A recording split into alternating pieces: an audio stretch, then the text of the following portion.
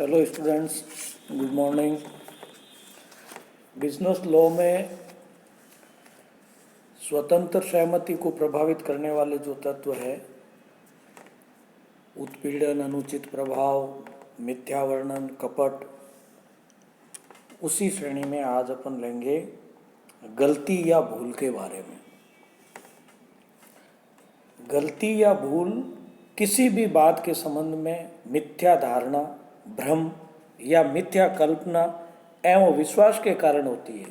जब किसी अनुबंध के किसी एक या दोनों ही पक्षकारों की सहमति अनुबंध के किसी तथ्य के संबंध में मिथ्या धारणा उत्पन्न होने या मिथ्या कल्पना एवं विश्वास के जन्म लेने से प्रभावित होती है, तो उसे गलती से प्रभावित ठहराव कहते हैं। सामान्यतः गलती से प्रभावित ठहराव व्यर्थ नहीं होते हैं, किंतु कभी कभी विशेष परिस्थितियों में गलती से प्रभावित ठहराव व्यर्थ हो जाते हैं। गलतियों या भूलों के प्रकार। अब जो गलतियां और जो भूलें हैं, उनको अपन दो भागों में विभाजित करते हैं। एक राजनियम संबंधी गलतियां और दूसरा जो है वो तथ्य संबंधी गलतियां होगी। तो पहले राजनियम संबंधी गलतियां, मिस्टेक्स ऑफ लॉ। कई बार अनुबंध के पक्षकार राजनियम से संबंधित गलतियां करके अनुबंध कर लेते हैं। ऐसी गलतियां मुख्य रूप से दो प्रकार की होती है। पहली है देश के सामान्य राजनियम से संबंधित गलतियां। देश के प्रत्येक नागरिक से देश के कानून की जानकारी की आशा की जाती है, अतः कोई भी व्यक्ति देश के कानून की अनभिज्ञता का तर्क देकर अपने दायित्व से बच नहीं सकता है। देश के कानून के संबंध में भूल या गलती करने पर भी अनुबंध से उत्पन्न दायित्वों को पूरा करना पड़ता है। धारा 21 के अनुसार कोई अनुबंध इस कारण व्यर्थ नहीं हो सकेगा कि उसके करने में भारत में प्रचलित किसी कानून के संबंध में भूल की गई है, या इसको यूं कहें कि देश के कानूनी प्रावधानों के अनुसार ही अनुबंध का अर्थ बना रहेगा। पक्षकारों द्वारा गलती करने से उसका अर्थ एवं प्रभाव नहीं बदल सकता है।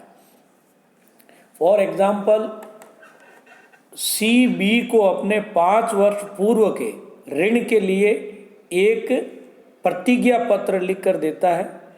उसे बाद में ज्ञात होता है कि वह उस ऋण को चुकाने के लिए कानूनी रूप से बाध्य नहीं था। यह अपनी अज्ञानता के आधार पर अनुबंध की व्यर्थ समझने की न्यायालय से मांग नहीं कर सकता है। दूसरा, विदेशी राजनियम संबंधी गलती। जब पक्षकार किसी अनुबंध को करते समय किसी दूसरे देश के राजनियम के संबंध में गलती कर बैठते हैं, तो ऐसी गलती विदेशी राजनियम से संबंधित गलती कहलाएगी। विदेशी राजनियम से संबंधित गलती के आधार पर हुआ अनुबंध पूर्णतः व्यर्थ होता है। फॉर एग्जाम्पल, A और B फ्रांस के विनिमय पत्र संबंधी राजनियम के संबंध में गलत विश्वास रखते हुए एक अनुबंध करते हैं, तो ये अनुबंध व्यर्थ है। दूसरा है तथ्य संबंधी गलतियां। तथ्य संबंधी गलतियां वे होती है जो अनुबंध की मुख्य विषय वस्तु से संबंध रखती है। ऐसी गलतियों को मोटे रूप से दो भागों में बांटकर अध्ययन किया जा सकता है। द्विपक्षीय गलतियां, जब अनुबंध के दोनों पक्षकार अनुबंध के किसी आवश्यक तथ्य के संबंध में गलती पर होते हैं, तो उस अनुबंध को द्विपक्षीय गलती के आधार पर हुआ माना जाता है और अनुबंध व्यर्थ होता है। धारा 22 द्विपक्षीय गलतियों को भी दो भागों में बांटकर अध्ययन किया जा सकता है। इसमें विषय वस्तु संबंधी गलती, जब अनुबंध के पक्षकार कोई अनुबंध करते हैं किंतु उस अनुबंध की विषय वस्तु का ही अस्तित्व न हो, तो वह अनुबंध व्यर्थ होता है। फॉर एग्जाम्पल, A B से एक विशिष्ट घोड़ा खरीदने का अनुबंध कर लेता है। बाद में दोनों को ज्ञात होता है कि अनुबंध करने के समय से पहले ही घोड़ा मर चुका था, या दोनों ही पक्षकार अनुबंध की विषय वस्तु के अस्तित्व के संबंध में गलती पर थे, अतः अनुबंध व्यर्थ था। एक और एग्जाम्पल है, इस संबंध में कुटीरियर बनाम हेस्टी का मामला उल्लेखनीय है। इस मामले के तथ्य के वादी को अनुसार कुछ मक्का यानी अनाज लंदन भेजने के लिए जहाज पर लदाई गई। 15 मई को प्रतिवादी ने यह मक्का वादी को बेच दी, किंतु 15 मई से पहले वह मक्का खराब होने लग गया था तथा लंदन पहुंचने से पहले ही वह मक्का पूर्ण तरह खराब हो सकता था। अतः जहाज के कप्तान ने वह मक्का मार्ग में ही बेच डाला, जिसकी वादी तथा प्रतिवादी को 15 मई तक जानकारी नहीं हो सकी। वादी ने न्यायालय के माध्यम से प्रतिवादी से मक्का की सुपुर्दगी मांगी, किंतु न्यायालय ने इस संबंध में व्यर्थ घोषित कर दिया, क्योंकि अनुबंध के समय विषय वस्तु का अस्तित्व ही नहीं था। दूसरा इसका है विषय वस्तु की पहचान संबंधी गलती। यदि अनुबंध में दोनों पक्षकार अनुबंध की विषय वस्तु को पहचानने में गलती कर जाते हैं, तो अनुबंध विषय वस्तु की पहचान संबंधी गलती के कारण व्यर्थ होता है। ऐसी गलती के कारण दोनों ही पक्षकार विषय वस्तु को अलग अलग रूप में समझ लेते हैं और अनुबंध में एक ही बात पर समान भाव से सहमत नहीं हो पाते हैं। परिणाम स्वरूप अनुबंध व्यर्थ हो जाता है। रेफल्स बनाम विचल हॉज के मामले में यही सिद्धांत प्रतिपादित किया गया था जो अभी आपको बताया गया था। विषय वस्तु के गुणों के संबंध में गलती। जब अनुबंध के दोनों पक्षकार विषय वस्तु के गुणों को अलग अलग समझकर अनुबंध कर लेते हैं, तो वह अनुबंध गुण संबंधी गलती के आधार पर व्यर्थ हो जाता है। फॉर एग्जाम्पल, एक मामले के अनुसार कुछ रुमालों को नीलाम द्वारा बेचा गया। नीलाम के समय यह घोषणा की गई थी कि रुमालों पर बादशाह चार्ल्स का चित्र अंकित होगा तथा ये चार्ल्स की संपत्ति है, परंतु रुमाल वास्तव में जॉर्ज की संपत्ति थी। न्यायालय ने निर्णय दिया कि अनुबंध व्यर्थ है। अनुबंध के दोनों पक्षकार वस्तु के गुणों के बारे में गलती पर थे।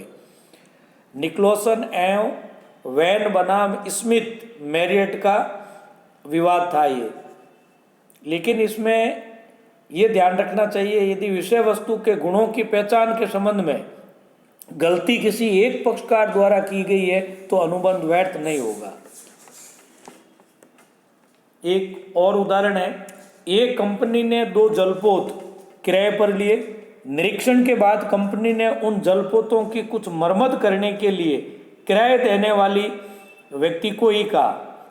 किराएदार कंपनी ने किराए पर मरम्मत की राशि का भुगतान कर दिया, किंतु बाद में ये ज्ञात हुआ कि वह जलपोत गहरे समुद्र में मछली पकड़ने में सक्षम नहीं थे तथा उनकी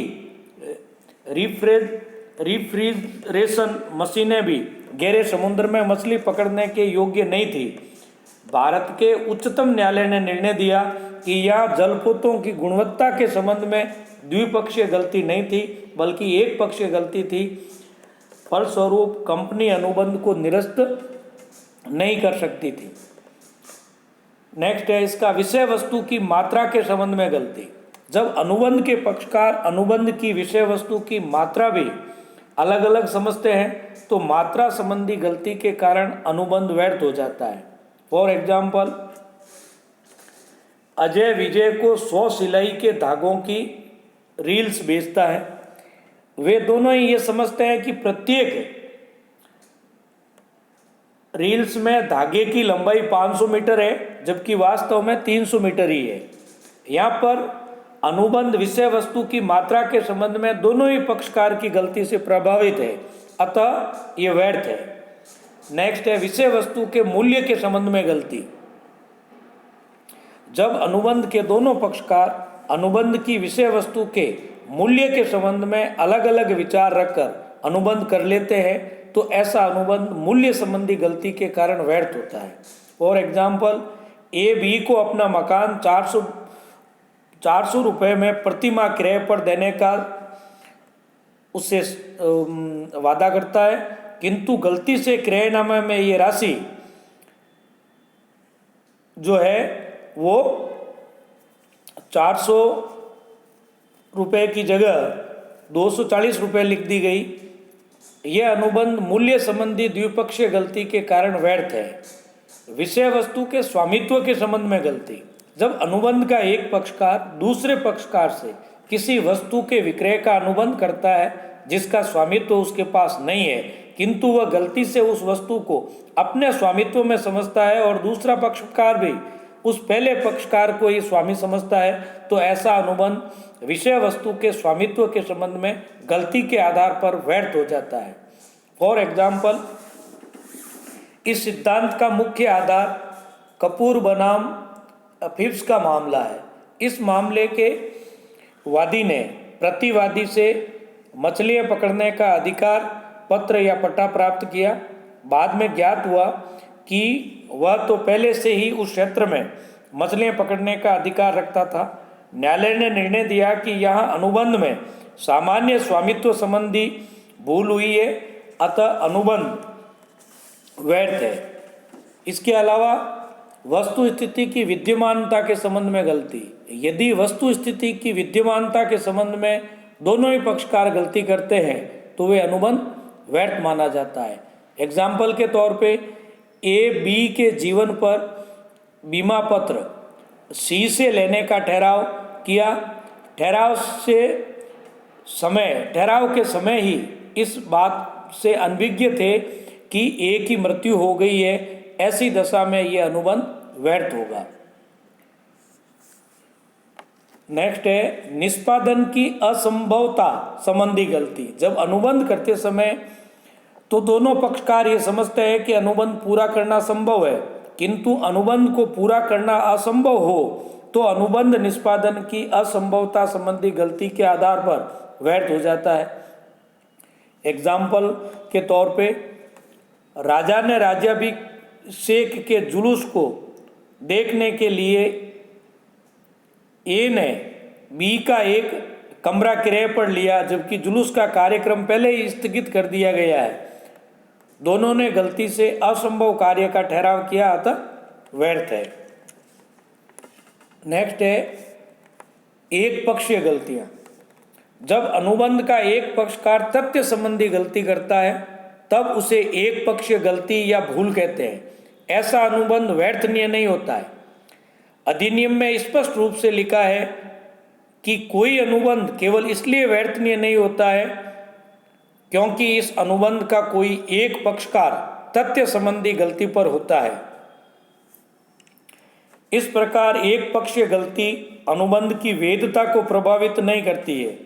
एक पक्षीय तथ्य संबंधी गलती से प्रेरित अनुबंध वैध होता है जब तक उस पक्षकार को वह गलती दूसरे पक्षकार के मिथ्या कथन या कपट के कारण ही नहीं की हो।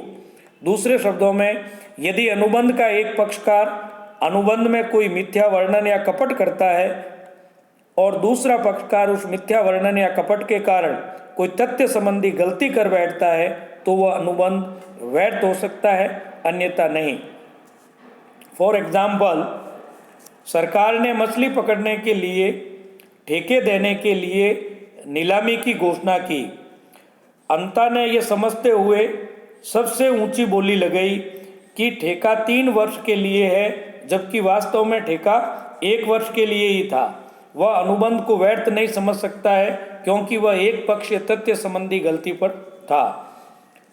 एक और एग्जाम्पल है, अजय ने विजय के लिए कई मकानों के निर्माण करने का टेंडर भरा।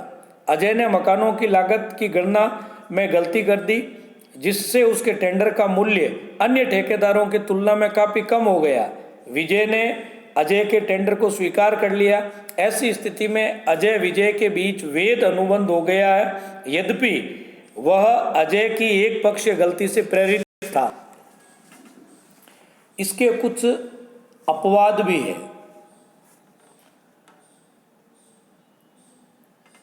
अब इसमें कई बार एक पक्षीय गलती इतनी महत्वपूर्ण होती है अथवा वह गलती दूसरे पक्षकार के कपट या मिथ्या वर्णन के कारण कर दी जाती है, तो एक पक्षीय गलती भी अनुबंध को व्यर्थ कर देती है।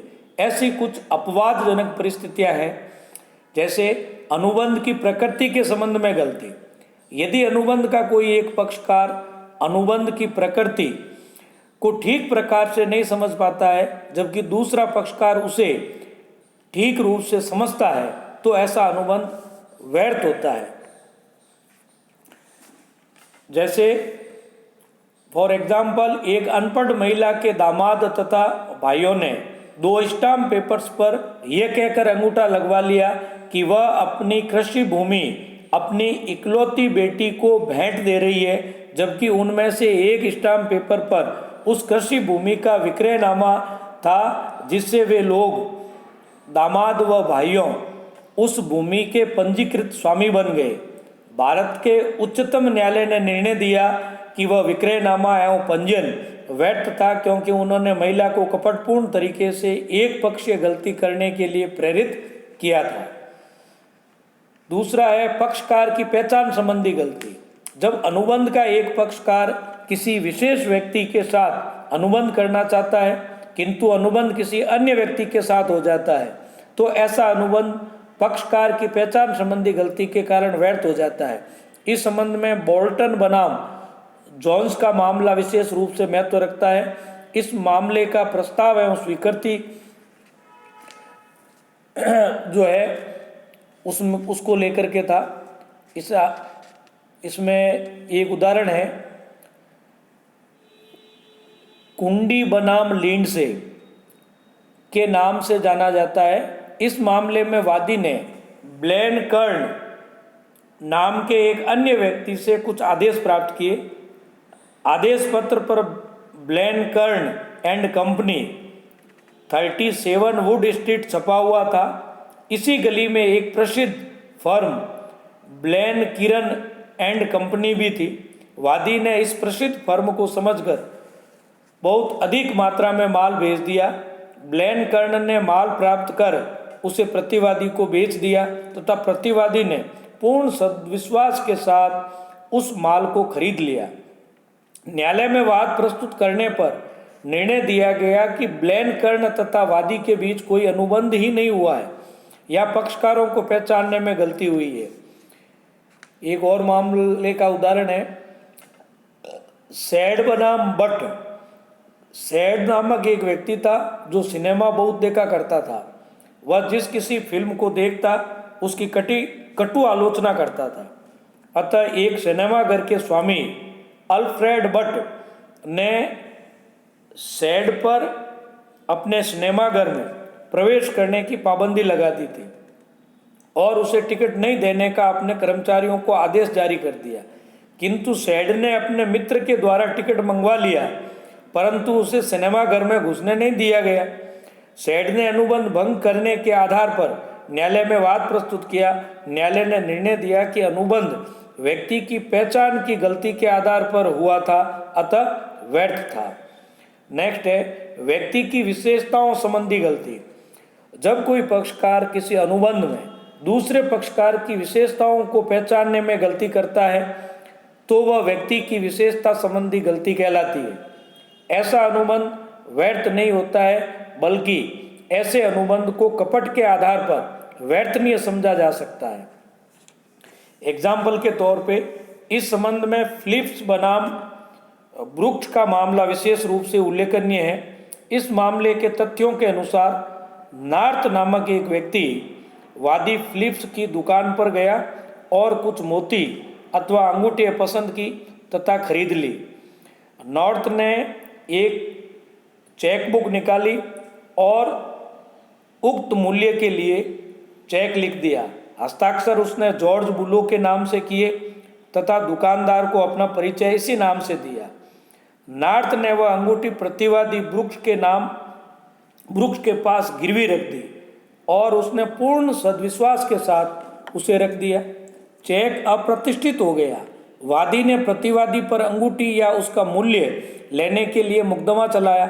न्यायालय ने निर्णय दिया कि वादी का अपने सामने खड़े व्यक्ति से ही अनुबंध करने का इरादा था, अतः वादी ने व्यक्ति की पहचान के बारे में गलती न करके उसकी विशेषताओं को पहचानने में गलती की है।